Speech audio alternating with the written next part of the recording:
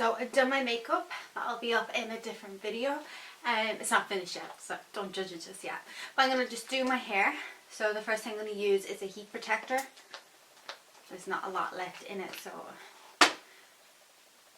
there's actually loads left in. It's just hard to kind of squirt out when it kind of gets near the end. So we're just going to rub this all through the hair. And I think she's really pink and I'm excited. Then we're going to use some hair oil. I like to use this on wet hair. I would use Olaplex number 7, is it? But I can't find it.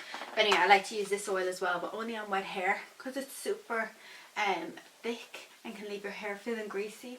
So not the best one for very fine hair, but it does help with the flyaways and to make your hair look a little smoother. So the first thing I'm going to do is I've let my hair kind of dry in a t-shirt, and normally I would let it dry a lot more than it is now naturally, but I want to get this recorded, so I'm going to dry it off a little. I have the Dyson hair dryer,